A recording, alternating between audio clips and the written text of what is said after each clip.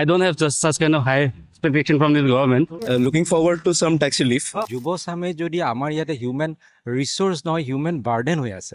The Union Budget 2025 will be presented on February 1st by Finance Minister Nirmala Sitharaman. So let's talk to people in Guwahati what they are expecting this time.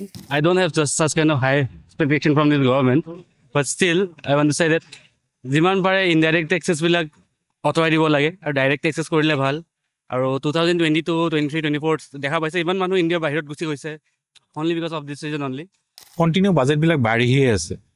চৰকাৰে যিবিলাক নিত্য সামগ্ৰীৰ বস্তু দিনক দিনে বাঢ়ি যায় আছে সেইবিলাকৰ প্ৰতি অলপ ধ্যান দিব লাগে। যিবিলাক বস্তু এতিয়া ধৰক যিবিলাক এসেঞ্চিয়েল যিবিলাক মানুহ সচৰাচৰ লাগি থকা বস্তু সেইবিলাক অলপ দামবিলাক যদি প্ৰাইচবিলাক অলপ ইনক্ৰিজ হয় আৰু টেক্সৰ প্লেটবিলাক কমানে বহুত বাঢ়াই লৈ যায় আছে অলপ কমালে ইন জেনেৰেল পিপলৰ কাৰণে ভাল হয় আৰু আমাৰ বস্তু বাহিনীৰ যাতে দাম কমে বিশেষকৈ LPG চিলিণ্ডাৰ ঔষধবোৰ জীৱনদায়িনী যিবোৰ ঔষধ আছে সেই ঔষধবোৰ আৰু চিকিৎসা সম্পৰ্কীয় অন্য সা সামগ্ৰীবোৰৰ যিবোৰ টেক্স সেইবোৰ যাতে কম কৰি ধৰা হয় এটুকে মই আশা কৰিম। That the budget is fair to also groups that are considered marginal and vulnerable to indigenous groups. So I think these would be my concerns.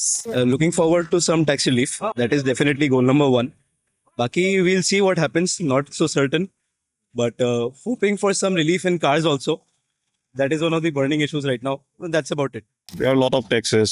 So GST we are paying. So I just request the government to reduce the tax.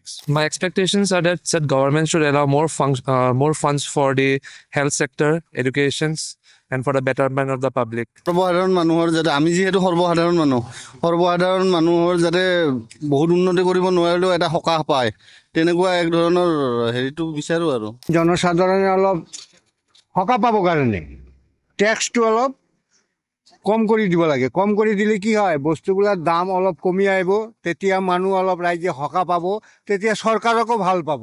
জনসাধাৰণৰো বিশেষকৈ উন্নতি হ'ব লাগে খেতি পথাৰবিলাক হেৰি কৰিব লাগে এইবিলাক জলসিঞ্চনৰ যিবিলাক দুৰ্নীতি হৈ আছে সেইবিলাক আপোনাৰ ক্লিয়াৰ কৰিলে ভাল হয় আৰু এতিয়া বহুত কাম কৰিছে কৰিবলগীয়া বহুত বাকী আছে গাঁৱৰবিলাকৰ কিছুমান মানে হৈছে যদি উন্নতি কিছুমান বহুত বাকী হৈ আছে এতিয়াও। Our budget should emphasis on socio-economic development of the country and actually schemes are there always.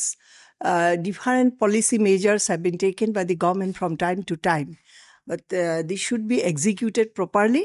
আমাৰ লক্ষ্য হ'ব লাগে দেশ গঢ়াৰ লক্ষ্য দেশ গঢ়িব কোনে যুৱচামে গঢ়িব। এতিয়া যুৱচাম হতাশগ্ৰস্ত যুৱচামৰ চাকৰি নাই বা তেওঁলোকে ভৱিষ্যতক পঢ়ি থাকোঁতে তেওঁলোকে ভৱিষ্যতক লৈ তেওঁলোকে কি কৰিব এতিয়াই তেওঁলোকৰ এটা ভয় ভাৱ যদি ভয় ভাৱ লৈ পেলাই পঢ়িবলৈ লয় পঢ়া জানো কেতিয়াবা ভাল হ'ব। ঠিক তেনেকৈ যুৱচামে যদি আমাৰ ইয়াতে হিউমেন ৰিসোৰ্স নহয় হিউমেন বাৰ্ডেন হৈ আছে। মই ভাবোঁ যে আমাৰ ডেকা ল'ৰাবিলাকে আমাৰ দেশত বহুতে তেওঁলোকে কাম কৰাৰ বা তেওঁলোকে ভৱিষ্যত গঢ়াৰ তেওঁলোকে সুযোগ নাপায় বিদেশত গৈ তেওঁলোকে সুনাম অৰ্জন কৰিছে। গতিকে আমাৰ দেশৰ যুৱচামক লৈ আমি কেনেকৈ তেওঁলোকক লৈ পেলাই এখন ভৱিষ্যত এখন সুন্দৰ আৰু শক্তিশালী ৰাষ্ট্ৰ গঠন কৰিব পাৰোঁ সেইটোত আমি গুৰুত্ব দিব লাগে। People in Guwahati are hoping on cutting down on taxes and rising prices.